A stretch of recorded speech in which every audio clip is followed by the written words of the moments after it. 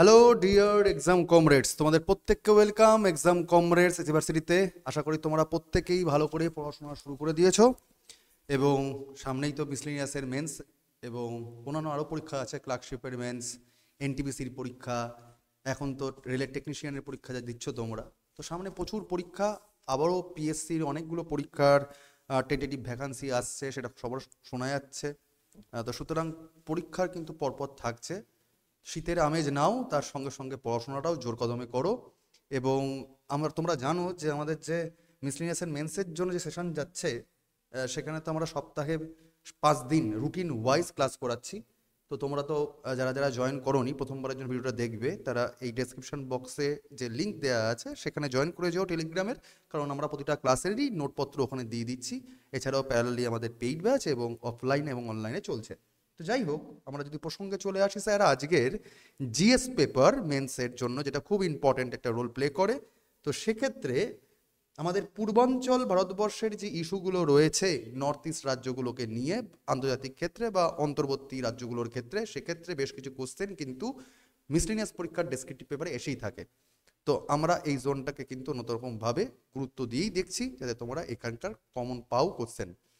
Sir, আজকে আমরা যে টপিকটা পড়বো থাম্বনেল দেখে আশা করি বুঝেই গেছো, সেটা হচ্ছে free movement regime. Free movement regime sir, free movement রিজিমটা স্যার কি, কেন স্যার এটা পড়তে হবে?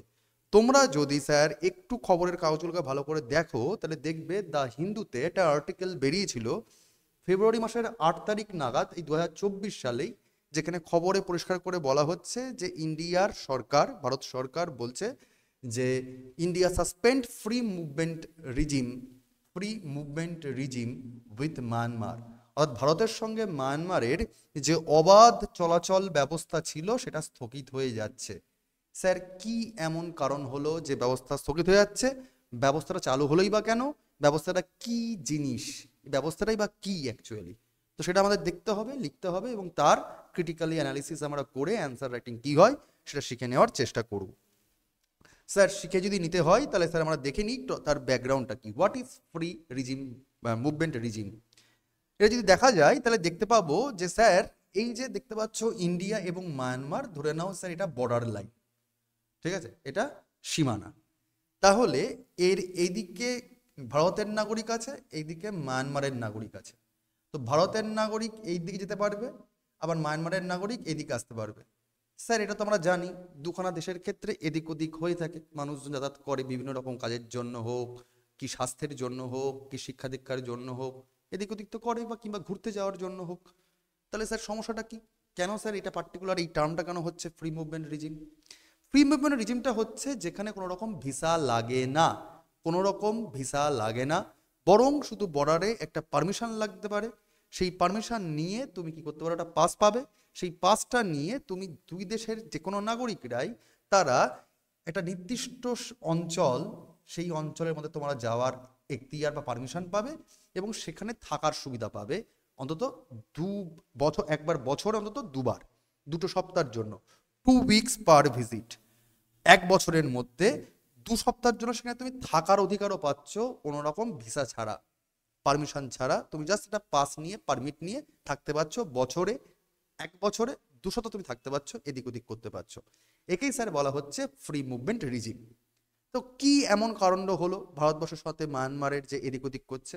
ভারতের সরকার বলছে যে 2021 সালের ফেব্রুয়ারি মাস নাগাদ যখন মায়ানমারে মিলিটারি অভ্যুত্থান হয়, সেই সময় থেকেই দেখা যাচ্ছে যে ভারতবর্ষের মধ্যে বেশ কিছু অবৈধ অনুপ্রবেশের আনাগোনা বেড়ে যায়, ইলিগাল মাইগ্রেশন, এবং হিউম্যান অ্যান্ড ড্রাগ ট্রাফিকিং সেটা বেড়ে যাচ্ছে। অর্থাৎ মানব পাচার এবং মাদক পাচারের পরিমাণ বেড়ে যাচ্ছে।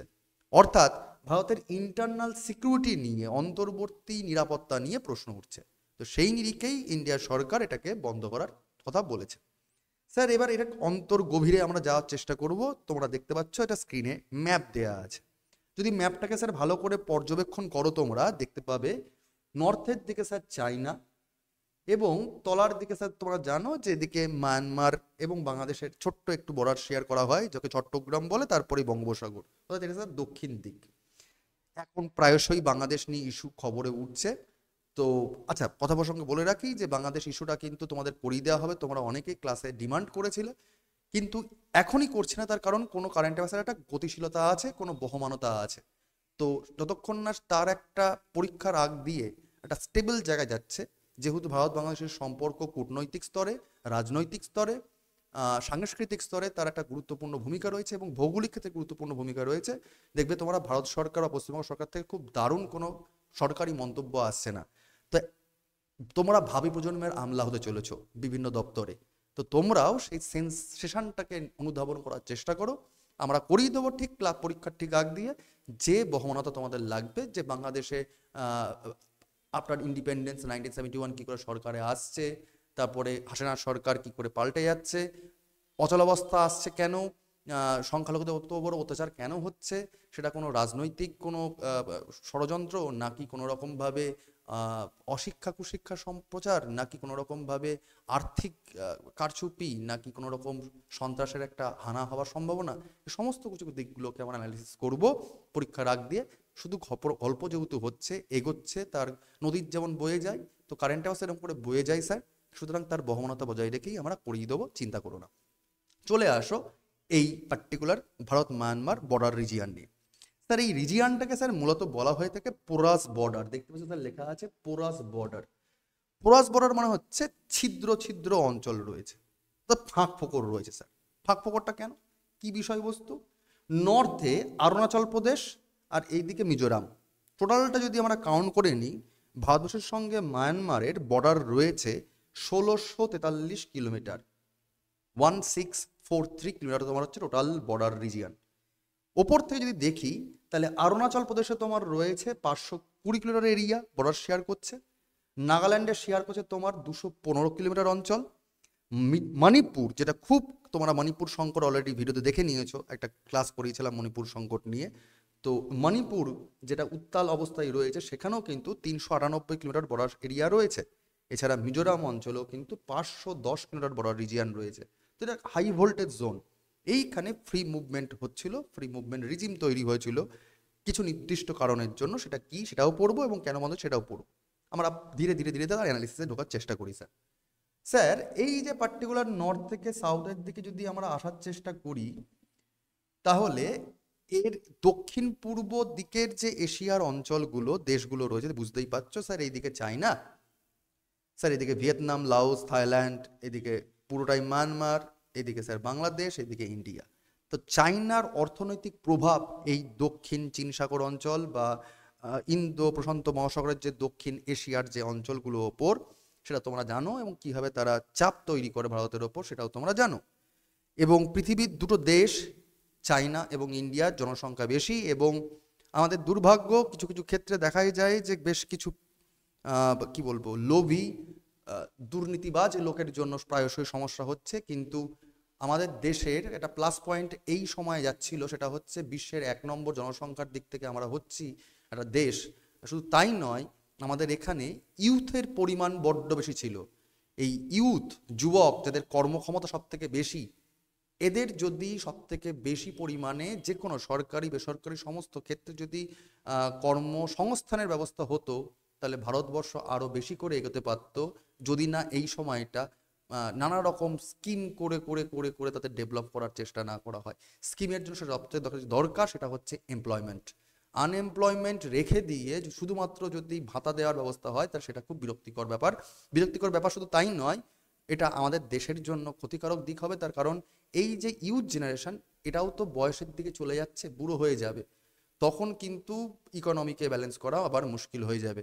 সুতরাং যারা ক্ষমতায় রয়েছেন তাদের কাছে ভিডিওর মাধ্যমে ছোট্ট একটা বার্তা দেওয়ার চেষ্টা করছি যে আপনারা ক্ষমতায় রয়েছেন, কেন্দ্র রাজ্য যেখানেই আপনারা দেখুন না কেন, এটাকে একটু দেখবেন। তার কারণ আমাদের যে যুব সম্প্রদায় রয়েছে কর্মসংস্থানের জন্য, তার যদি সবচেয়ে বেশি এই সময় মানে ব্যবহার করা যায় যুব সম্প্রদায়কে, তাহলে ভারতবর্ষের অর্থনীতির চাকা আরও আরও ত্বরান্বিত হবে। কারণ এখন জনসংখ্যার বিস্ফোরণ যেভাবে হচ্ছে, তো সেই নিরিখে যুব ক্ষমতাকে কাজে লাগানো উচিত।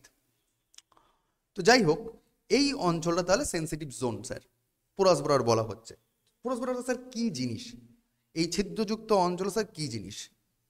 স্যার দেখে নিতে পারছো তোমাদের নোট দুটো রকম ল্যাঙ্গুয়েজে থাকছে, বাংলা এবং ইংরেজি ভার্সন। স্যার কী জিনিস স্যার? ব্যাপারটা হচ্ছে এই প্রপার 1643 কিলোমিটার যেটা বলা হলো, 1643 কিলোমিটার, এখানে কোনো রকমভাবে ফেন্সিং করা নেই, অর্থাৎ কোনো কাঁটাতার বা কোনো বেড়া দেয়া নেই। তাহলে কোনো রকমভাবে বেড়া ছাড়াই লোকজন যাতায়াত করতে পারে, কোনো নিরাপত্তা নেই? আছে স্যার, এখানে বর্ডার সিকিউরিটি ফোর্স বা যারা যারা দায়িত্বে আছেন তারা তারা দায়িত্বে আছেন। কিন্তু স্যার এই গল্পটা শুরু হচ্ছে অনেকটা দিন পুরনো গল্প থেকে। 1968, 1968 সাল, দুই গভর্নমেন্টের মধ্যে চুক্তিভক্তি হয় এবং সেই সময় ইন্ডিয়ার সরকার লক্ষ্য করছে যে এইখানকার মানুষজন দুই দিকে যারা বর্ডার রিজিয়ান অঞ্চলে রয়েছে, এই নর্থ ইস্ট জোনে, যেহেতু ভারতবর্ষের মূল খুন্ডের সঙ্গে নর্থ ইস্ট জোনের সম্পর্ক আমরা জানি যে আমাদের চিকেন নেক্স এই পার্টিকুলার শিলিগুড়ি বেল দিয়েই হয়ে থাকে, তো এখানকার ডেভেলপমেন্ট অনেকটা পিছিয়ে যায়, এখানকার শিক্ষার হার, স্বাস্থ্য ব্যবস্থা, সমস্ত দিক থেকে অনেকটাই পিছিয়ে যাওয়া লোকজন, তো এদিক ওদিক করার দরকার হতে পারে, ব্যবসা বাণিজ্য সমস্ত ক্ষেত্রে কিন্তু দরকার হতে পারে। তো সেই নিরিখে সরকার 1968-এ তারা একটা নোটিফিকেশন চালু করেছিল, করে বলেছিল যে limited free movement of people, অর্থাৎ নির্দিষ্ট পরিমাণ কিছু লোকজনকে তাদেরকে এই 1643 কিলোমিটার এরিয়াতে তারা এদিক ওদিক করতে পারবে। কতখানি? দুই পক্ষেই ধরে নাও স্যার, এটা যদি বর্ডার হয় তো এইদিকেও যেতে পারবে, এদিকে যেতে পারবে। 40 কিলোমিটার এরিয়া, 40 কিলোমিটার এরিয়া তার হচ্ছে রেডিয়াস থাকবে, এদিকেও 40, এদিকেও 40, তারা করতে পারবে। শুধুমাত্র কোনো ভিসা লাগবে না, এটা পারমিশন লাগবে, পারমিট লাগবে, সেই পারমিটের বিনিময়ে তারা এদিক ওদিক করতে পারবে, বছরে 200 তারা থাকতেও পারবে সেখানে। এবার এই যখন বর্ডার সিকিউরিটি নিয়ে সমস্যা হচ্ছে, 2004 সাল নাগাদ, 2004 সাল নাগাদ সেটা কমিয়ে আনা হচ্ছে 40 থেকে 16 কিলোমিটার এরিয়াতে, অর্থাৎ প্রায় বলতে পারো 24 কিলোমিটার রাস্তা বা রেডিয়াস এলাকা কমিয়ে দেওয়া হলো, যাতে অ্যাক্টিভিটি খুব জোরদার না হয়ে যায়, মানে ভুলভাল লোকজনের কার্যকলাপ না বেড়ে নেওয়া যায়। 2011-12 সালের একটা সরকারি রিপোর্ট, একটা রিপোর্ট অনুযায়ী বলা হচ্ছে, পার্টিকুলার ভারতের যে স্বরাষ্ট্র মন্ত্রক রয়েছে তারা বলছে যে এই পার্টিকুলার যে আন্তর্জাতিক সীমানা ইন্ডিয়া মায়ানমারের, সেখানে এমন বেশ কিছু ফাঁকফোকর অঞ্চল রয়েছে যেখানে পাহাড়ি অঞ্চল রয়েছে এবং পাহাড়ি অঞ্চলে সবসময় কাঁটাতার দেওয়া সম্ভব নয়, একটা অবাধ ভূখণ্ড হচ্ছে এবং তার মিস ইউজও বাড়ছে, এবং সেখানে বেশ কিছু ভারত বিরোধী গোষ্ঠী, উগ্র গোষ্ঠীর দেখা দিচ্ছে। এই ভারত বিরোধী উগ্র গোষ্ঠী সেটা কিন্তু ভারতের নিরাপত্তার জন্য ভালো আকাঙ্ক্ষিত দিক নয়, সেটাও একটা চিন্তার কারণ। সেটা 2011-12 সালেই কিন্তু স্বরাষ্ট্র মন্ত্রক নোটিফাই করছে। তো সেই নিরিখেই 2004 সাল থেকে সেটাকে কমিয়ে দেওয়া হচ্ছে 16 কিলোমিটারে, তা সত্ত্বেও কিন্তু ব্যাপারটা জিয়ে ছিল, অর্থাৎ এই ফ্রি মুভমেন্ট সিস্টেমটা কিন্তু, রিজিমটা কিন্তু বন্ধ হয়নি, চলছিল। আমি আবার বলছি, এখানে কিন্তু অরুণাচলে তোমরা জানো চায়না প্রায়শই প্রভোগ দেয়, অরুণাচলে 520 কিলোমিটার, নাগাল্যান্ডে 215 কিলোমিটার, মণিপুরে যেখানে প্রায়শই জাতিগত সমস্যা চলছে 398 কিলোমিটার এরিয়া রয়েছে, এবং মিজোরামে 510 কিলোমিটার তোমার এরিয়া রয়েছে। তো হাইলি সেন্সিটিভ জোন এটা। তো এই এরিয়াতে তবু তোমার 16 কিলোমিটার করছিল তোমার এদিক ওদিক করে, এদিকে 16, এদিকে 16, ঠিক আছে। এবার আগে ছিল 40, এখন 16 করে দেওয়া হলো, তবু রয়েছে স্যার। এবার বর্ডার সিকিউরিটিকে ঠিকঠাক করে চাঙ্গা করার জন্য যদি আমরা এটা দেখিনি স্যার, এটা কেন করতে হচ্ছে, কেন এই এফআরএম সিস্টেমটা আসলো, এফএমআর সিস্টেমটা আসলো, তার ব্যাকগ্রাউন্ড বা পটভূমিকা যদি জানার চেষ্টা করি তাহলে দেখবো স্যার এটার উৎপত্তি হচ্ছে একটা পলিসি থেকে। ইন্ডিয়ার সরকার একটা পলিসি নিয়েছিল, India's act east policy, act east policy. তোমরা যদি পরীক্ষার প্রিভিয়াস ইয়ার্স কোশ্চেনগুলো দেখে দেখো, দেখবে মিসলিনিয়াস পরীক্ষার মেন্সে অলরেডি এই অ্যাক্ট ইস্ট পলিসি থেকে কোশ্চেন এসছে। তার মানে স্যার আমি যে কথাটা তোমাদের শুরুতেই বলছিলাম, এটা হাইলি ইম্পর্ট্যান্ট জোন, যে টপিকগুলো পরীক্ষার জন্য লাগছে, তুমি বুঝতে পারছো এই ভেঙে চুরে এই ফ্রি মুভমেন্ট রিজিম নিয়েও কিন্তু কোশ্চেন আসার সম্ভাবনা এবছরের জন্য প্রবল। তো এটা খুবই ইম্পর্ট্যান্ট টপিক, তোমরা মন দিয়ে টপিকটা কিন্তু শুনে নাও। তো যেটা বলেছিলাম স্যার, এই পলিসি অনুযায়ী 1968-এর যে চুক্তি হয়েছিল ইন্ডিয়া মায়ানমার সরকারের মধ্যে, সেই অনুযায়ী 40 কিলোমিটার তোমার ছিল ফ্রি মুভমেন্ট, সেটা 2004 সালে গিয়ে কমে গেল 16 কিলোমিটার।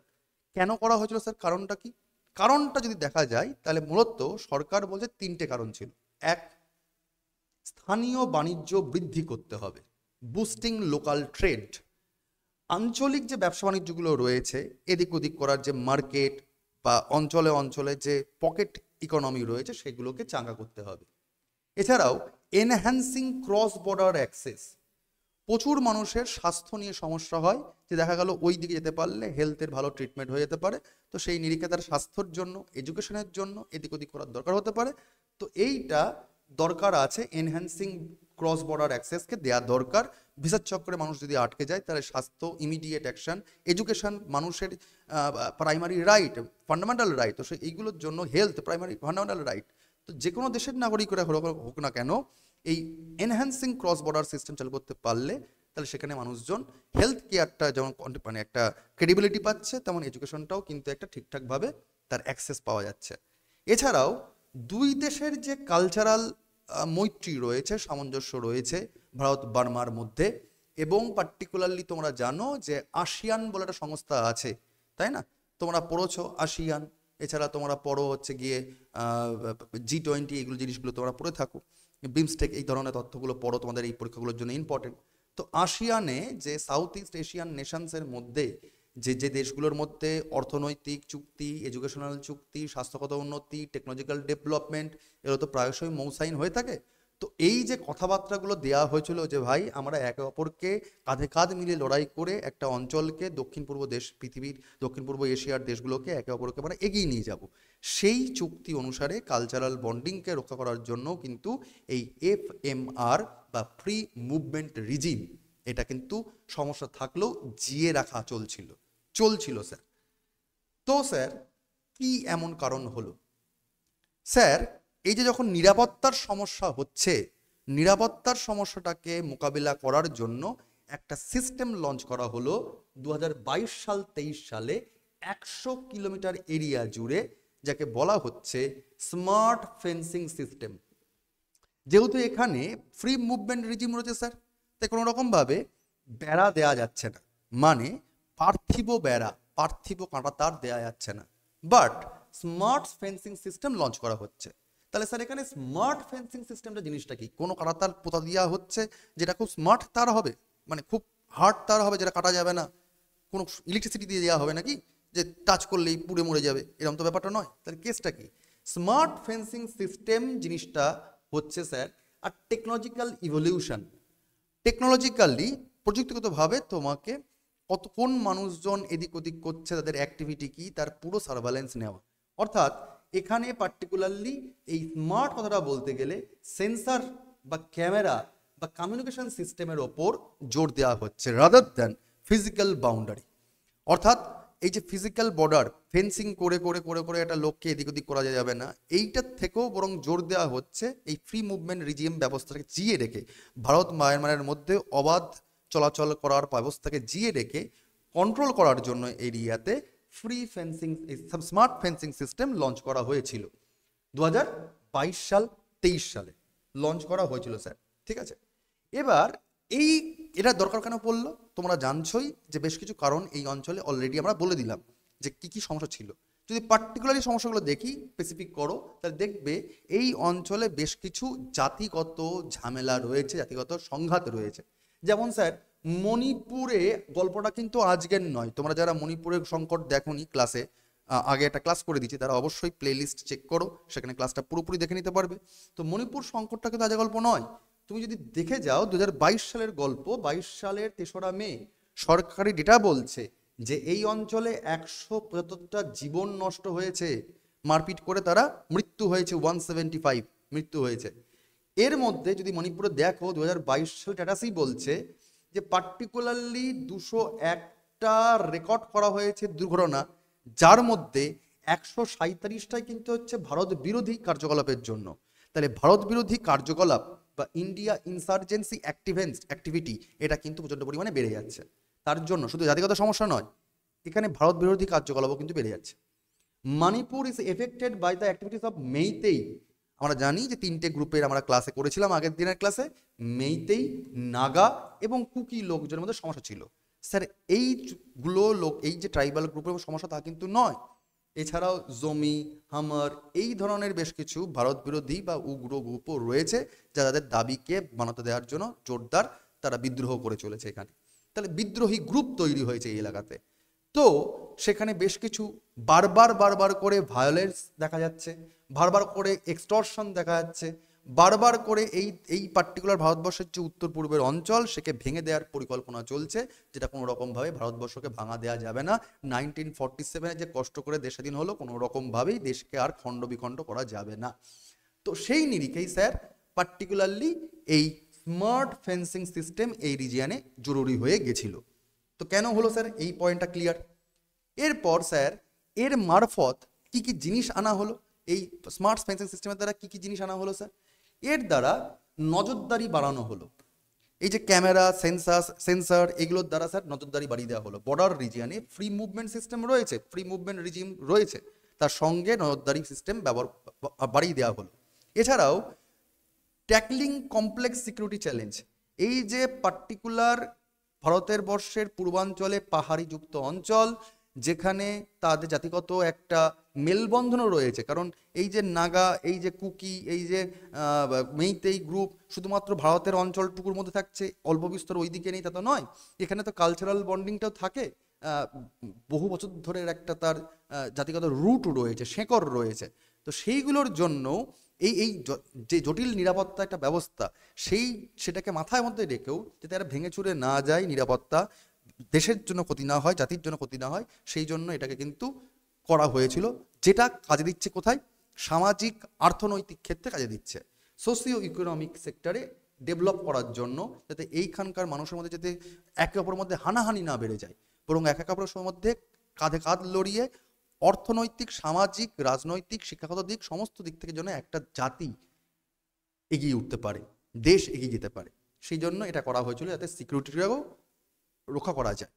এর সঙ্গে মূলত দুটো কারণে তাহলে করা হচ্ছে। আর এই ফাস্ট মাইন্ডিং সিস্টেমের মাধ্যমে কিন্তু করা হচ্ছিল আরেকটা জিনিস, সেটা হচ্ছে যাতে অনুপ্রবেশ, অবৈধ অনুপ্রবেশ বা যেটা বলা যেতে পারে একরকমভাবে যে ভায়োলেন্স, এটা যেন ক্রিয়েট না হয়ে যায়, শান্তি বজায় রাখার জন্য করা হচ্ছে স্যার। প্রসঙ্গে বলে রাখি যে স্যার এই যে জিকের অ্যানালিসিসগুলো, জিকে কোন রকমভাবে পড়বো, কোন টপিকগুলো পড়বো, সেটা আমরা ইন্টারন্যাশনাল ইস্যু পড়বো, কোন ইন্টারন্যাশনাল ইস্যুগুলো পড়বো নাকি কোন ন্যাশনাল ইস্যুগুলোকে পড়বো, কোন ধরনের স্পোর্টসের খবরগুলো বা জানা দরকার, কোন ধরনের সামিট কনফারেন্স জানা দরকার, এইগুলোকে ধরে ধরে আমি অ্যানালিসিস করে দেব। পার্টিকুলার তোমরাই বলেছিলে স্যার শুধুমাত্র জিএস পেপারের একটা ব্যাচ নিয়ে আসুন অনলাইনে, তো আমি বলেছিলাম একটু সময় লাগবে, কারণ অলরেডি মেন ব্যাচ চলছিল। তো সেই নিরিখে ঘোষণা করে দিচ্ছি আজকেই যে স্যার 2 জানুয়ারি থেকে ক্লাস শুরু হয়ে যাবে, 2 জানুয়ারি থেকে স্যার ক্লাস শুরু হয়ে যাবে, ঠিক আছে? তো অ্যাডমিশন প্রসেস শুরু হয়ে গেছে, তোমরা যারা জয়েন করার তারা কিন্তু জয়েন করে যাও, নিজের নাম এবং জিএস অনলাইন মিসলেনিয়াস লিখে তোমরা আমাকে এই নম্বরে, কলেজে নামা যাচ্ছে 9143886331-এ জয়েন করে যেও। সপ্তাহে 2 দিন ক্লাস হবে এবং 5 মাসের জন্য এই কোর্সটা থাকবে।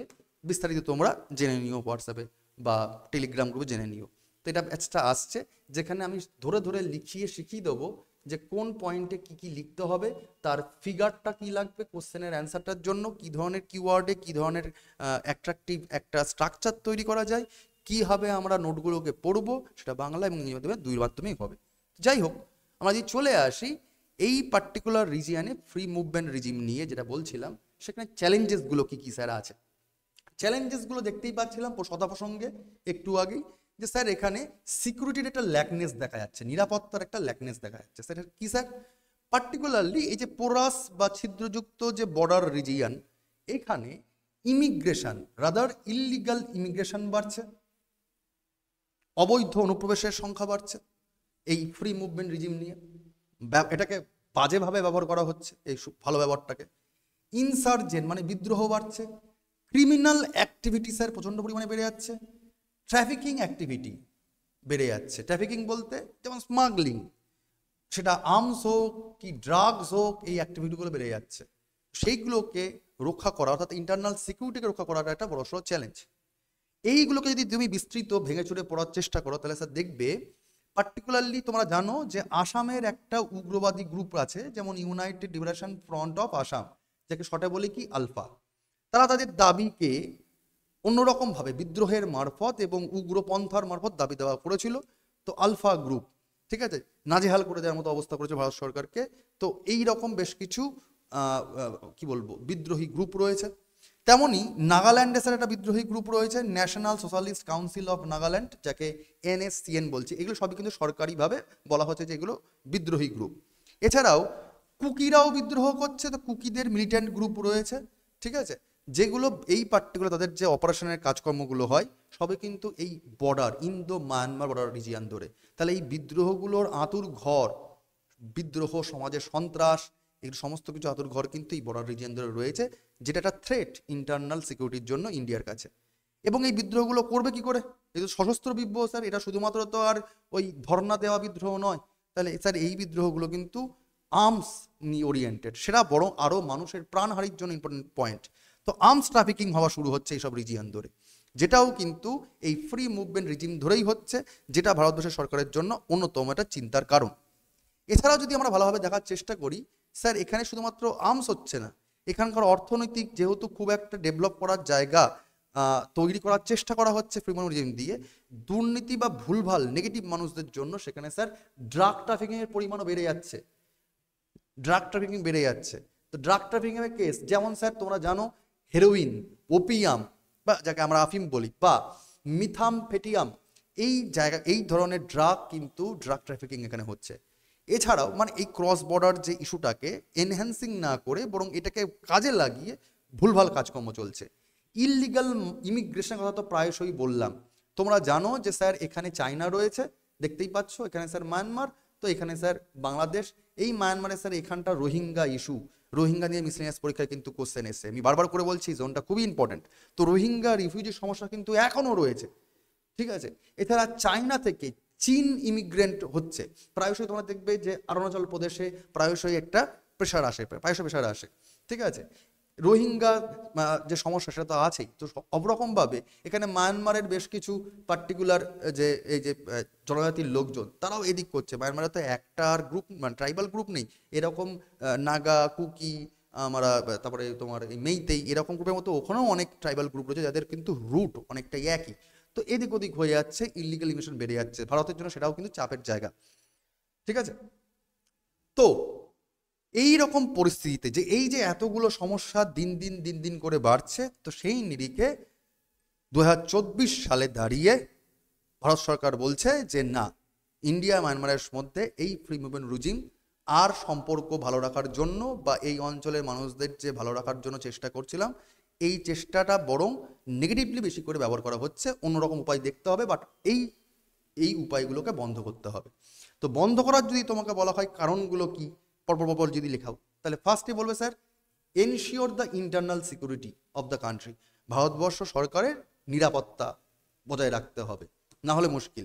এবার তোমরা জানো যে বাংলাদেশ ইস্যুতে এটা বেশ কিছু ইস্যু হচ্ছে, যেভাবে সমস্যা বাড়ছে এবং এর পেছনে কারা রয়েছে না রয়েছে, আন্তর্জাতিক সিকিউরিটির কোনো ল্যাকনেস থাকছে কিনা, উগ্রবাদী সংস্থা রয়েছে কিনা, সেটা নিয়েও কিন্তু অনেকগুলো প্রশ্ন ওঠে। সেই নিরিখে ভারতের এই যে নর্থ ইস্ট যে রাজ্যগুলো, বিশেষ করে ইন্দো মায়ানমার বর্ডার রিজিয়ান, এটা খুবই একটা ইম্পর্টেন্ট রোল প্লে করছে to maintain the demographic structure of India's north eastern state bordering with Myanmar.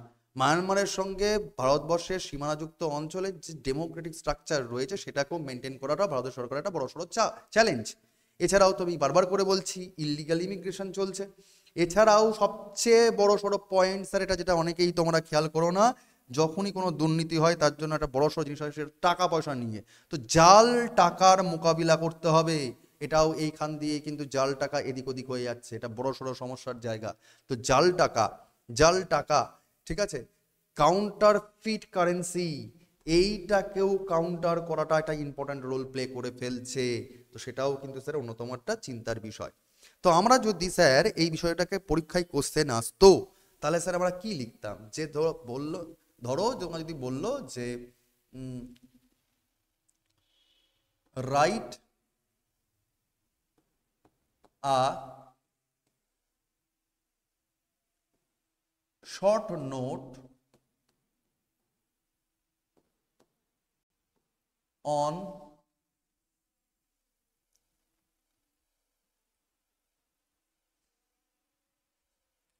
scrapping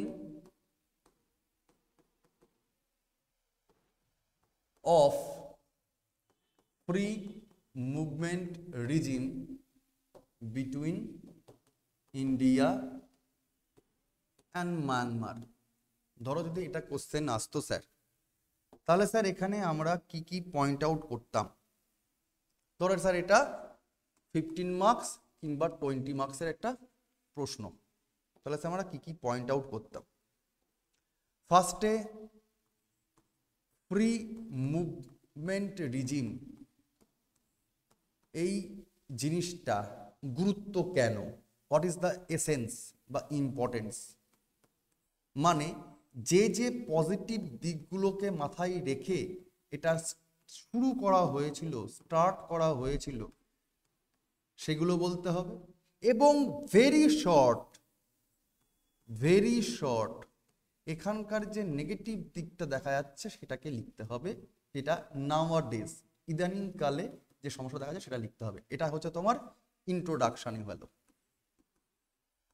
intro. তারপরে স্যার বডি থাকে একটা কোশ্চেনের, ইন্ট্রোডাকশনের পর বডি থাকে। বডিগুলোকে আমরা অনেক রকমভাবে ভেঙে নেব। স্যার কী রকম? এই পার্টিকুলার ফ্রি মুভমেন্ট রিজিম, তার স্যার নিশ্চয়ই হিস্ট্রিক্যাল ব্যাকগ্রাউন্ড রয়েছে, তো আমরা এর হিস্ট্রিক্যাল ব্যাকগ্রাউন্ডটা লিখব, মানে পটভূমি শেখার চেষ্টা করব যে কেন শুরু হয়েছিল, কবে শুরু হচ্ছে, কি হচ্ছে, কেন স্যার 40 থেকে কমিয়ে দিয়ে 16 কিলোমিটার এরিয়াতে নিয়ে আসা হচ্ছে, এইগুলো লিখব, ঠিক আছে। তারপর যে চ্যালেঞ্জেসগুলো আসছিল, কোন চ্যালেঞ্জেসগুলো আসছিল স্যার? ওই যে তোমাকে বলা হলো যে 2000 পার্টিকুলার 1 সালের দিক থেকে যে তোমাদের যে মায়ানমারে যে মিলিটারি অভ্যুত্থান হচ্ছে, সেটা পরবর্তীকালে যে সমস্যাগুলো দেখা দিচ্ছিল সেটাকে লিখতে হবে। তারপরে সেটাকে রক্ষা করার জন্য 2022 সাল 23 সালে ইন্ট্রোডিউস করা হয়েছিল স্যার কোন পদ্ধতি? সরকার চেষ্টা করেনি কিন্তু তা নয়, সরকার কিন্তু ফ্রি মুভমেন্ট রিজিমকে রক্ষা করার চেষ্টা করেছিল। সেটা স্যার কি? পার্টিকুলারলি তোমার স্যার হচ্ছে স্মার্ট ফেন্সিং সিস্টেম, সেটাকে চালু রাখতে হবে। এবং সেটা কেন, হোয়াট ইজ ইট ইজ, মানে স্মার্ট ফেন্সিং সিস্টেম কী জিনিস এবং হোয়াই ইন্ট্রোডিউস করা হয়েছিল, ঠিক আছে। এই দুটো পয়েন্টকে লিখতে হবে। আর তারপরে স্যার আমরা লিখব ফাইনালি কনক্লুশন, যেখানে আমরা লিখে দেব যে এখন বর্তমানে কি কি চ্যালেঞ্জেস রয়েছে এবং এই চ্যালেঞ্জগুলোকে রক্ষা করার জন্য সরকারের যে ডেটাগুলো, রিপোর্টগুলো ছিল এবং সেই রিপোর্টের ভিত্তিতেই যে বন্ধ করা হলো, সেই অ্যানালিসিসটা কেন বন্ধ করা হলো, ঠিক আছে। তো যদি 20 নম্বরের কোশ্চেন হয়, তাহলে আমরা মোটামুটি এই 5-6টা পয়েন্টে সেগ্রিগেট করে দেবো অ্যান্সার রাইটিংটাকে। ওকে, তো এটাই হচ্ছে তোমার ফ্রি মুভমেন্ট রিজিম নিয়ে গল্প। আমি আবার বলে রাখি, তোমরা যদি নতুন হয়ে থাকো, এরকমভাবে ধরে ধরে ক্লাসগুলোকে র্যান্ডাম, সেটা বাংলা হোক, ইংরাজি হোক, কিংবা ম্যাথ হোক, কিংবা জিএস পেপার হোক, সপ্তাহে 5 দিন ক্লাস যাচ্ছে ইউটিউবে। অবশ্যই টেলিগ্রাম গ্রুপে ডেসক্রিপশনে থাকছে, জয়েন করে যাও নোটস পাওয়ার জন্য এবং আলোচনা করার জন্য ক্লাসগুলো ঠিকঠাকভাবে। যারা পেইড মোডে করতে চাইছো, অনলাইন কিংবা অফলাইন, তারা জয়েন করতে পারো। অনলাইনে 7 দিনের 7 দিন মিসলিনিয়াসের ক্লাস চলছে, ক্লার্কশিপ 2 থেকে 3 দিন বা 4 দিন চলছে, এক একটা পরিমাণ অনুযায়ী। কারণ যাদের গ্রামার সেকশন উইক ক্লার্কশিপে, তাদের বাংলা ইংরেজি ডেসক্রিপটিভের জন্য সমস্যা রয়েছে। ডেসক্রিপটিভ ক্লাস তোমার বেলঘড়াতে চলছে অফলাইন মোডে। এছাড়া পার্টিকুলার বলে রাখলাম যে 2রা জানুয়ারি, 2nd জানুয়ারি চালু হচ্ছে, শুরু হচ্ছে ক্লাস শুরু হয়ে যাচ্ছে ডেসক্রিপটিভ জিকের। যারা বহুদিন ধরে আমাকে খুঁচিয়ে যাচ্ছিল, স্যার জিকেট বন্য স্যার ব্যাচ আলাদা আলাদা করে নাও, এনে দিয়েছি ব্যবস্থা, যারা যারা করার যোগাযোগ করে নিও, ঠিক আছে। আর এই ধরনের টপিকগুলো আশা করি তোমাদের কাজে লাগবেই, তার কারণ এই জোন থেকে কিন্তু প্রত্যেকবার মিসলিনিয়াস পরীক্ষা কোশ্চেন থাকছে। তো আমরা এই পার্টিকুলার যেমন জিনিসগুলো দেখছি, এর সঙ্গে সঙ্গে আমরা ন্যাশনাল ইস্যু, ইন্টারন্যাশনাল ইস্যু যেমন দেখছি, তার সঙ্গে হেলথ ইস্যু হোক কি গভর্নমেন্টের স্কিম ইস্যু হোক, যেমন আমরা স্কিম আগের দিন করেছিলাম ওম্যান সেফটি নিয়ে, সিবক্স, যারা দেখনি তারা দেখে নিও। তো হেলথ ইস্যু হোক কি তোমার স্কিম ইস্যু হোক, কিংবা তোমাদের যে আমরা নিয়ে আসবো আস্তে আস্তে যে 2x25টা কোশ্চেন থাকে, সেই শর্ট কোশ্চেনগুলোর কীভাবে কি অ্যান্সার রাইটিং করা যায় সেইগুলো। তার সঙ্গে সঙ্গে পার্টিকুলার ডিফেন্সের টপিক হয়ে থাকুক কিংবা টেকনোলজির টপিক হয়ে থাকুক, এই জিনিসগুলো। আমি মেয়েটার নাম বলে রাখতে পারছি না, একটি বাচ্চা কমেন্টে জানিয়েছিল যে স্যার মিসলিনিয়াস সায়েন্সের পোর্শনগুলো থেকে যদি কোশ্চেন করাও, মানে কোশ্চেন করিয়ে দেন বা ইয়ে করে দেন। সায়েন্সের কোশ্চেন থেকে টপিক থেকেও কোশ্চেন করানো হবে, বাট অ্যাজ সাচ আমি আবার বলছি, তথাকথিতভাবে তোমরা যেটা ভেবে থাকো যে কেন ইতিহাস, ভূগোল, পলিটি, ইকোনমিক্স, সায়েন্স ওই রকমভাবে প্রিলিমসের মতো করে পড়ানো হবে, ওরমভাবে টপিক তো আসে না। কারেন্ট অ্যাফেয়ার্স বেস টপিক আসে, যেমন তুমি দেখতে পাচ্ছ যেটা কিন্তু একটা অর্থনৈতিক, একটা ডিফেন্স রিলেটেড খবর, আবার একটা একটা ইন্টারনাল সিকিউরিটি নিয়ে খবর। তো তার মধ্যে তোমার মানে জাতিগত কিংবা ভাষাগত কিংবা তোমার এই যে সমস্যাগুলো রয়েছে, এই সমস্ত সমস্যার একটা আসপেক্ট থেকে এটা সমাজ ব্যবস্থার সমস্যাটা তুলে ধরা হচ্ছে। তো তার বেসিকে সায়েন্স ব্যাকগ্রাউন্ডে যদি কোনো কোশ্চেন থাকে, সেটা স্পোর্টস হতে পারে, অ্যাওয়ার্ডও হতে পারে, আর্ট অ্যান্ড কালচারও হতে পারে, সেই টপিকগুলো কারেন্ট অ্যাফেয়ার্স বেস যেগুলো, সেগুলো আলোচনা করা হচ্ছে। তো তোমরা কমেন্টে জানিয়ে দিও তোমাদের ক্লাস কেমন লাগছে, আর যদি তোমাদের মনে হয় যে এগুলো হতে পারলে আরও ভালো, তোমাদের অবশ্যই মন্তব্য গ্রাহ্য হবে। তো তোমরা কোনো সমস্যা নেই, কমেন্টে জানাও যে তোমাদের টপিক কী কী লাগছে না লাগছে, এবং ক্লাস করতে থাকো, পড়াশোনা করতে থাকো, যেরকম মাধ্যমেও পড়াশোনা করতে থাকো। পড়া কাজে লেগে যাবে। ভ্যাকান্সি নিয়ে, কাট অফ নিয়ে অনেকবার চিন্তা করেছো, আমি বারবার করে বলছি যে ভাই পড়াশোনা তৈরি করো, কারণ সামনে কিন্তু অনেকগুলো সুযোগ আসছে। তো বারবার করে এই জিনিসগুলোকে নিয়ে ভিডিও বারবার করে দেখার দরকার নেই ভাই, পড়াশোনাটা ম্যাক্সিমাম লেভেলে করো, নিজেকে পুশ করো। দেখবে একটা ঢেউ বড় সড়ো আসলে না অনেকটা এগিয়ে যাওয়া যায়, ঠিক আছে? তো একটা প্রিপারেশন নিলে তার পরের পরীক্ষাটা তোমার যদি ইনকেস সেই পরীক্ষাটা না হয়, তো পরের পরীক্ষার জন্য সে কাজে লেগে যায়। পড়াশোনা নষ্ট হয় না, কারণ এটাও তোমার এনার্জি দিচ্ছ, আর এনার্জির বিনাশ নেই। তোমরা সায়েন্স পড়েই থাকো, তো সুতরাং সেই নিরিখে বলছি পড়াশোনা চালিয়ে যাও, ঠিক আছে? তো আজকেই অবধি রাখলাম, পরের দিন পরের টপিকে দেখা হবে। তোমরা অবশ্যই সঙ্গে থেকো, ভালো থেকো এবং সুস্থ থেকো, জলদি পড়াশোনা করতে থাকো। Best of luck, thank you.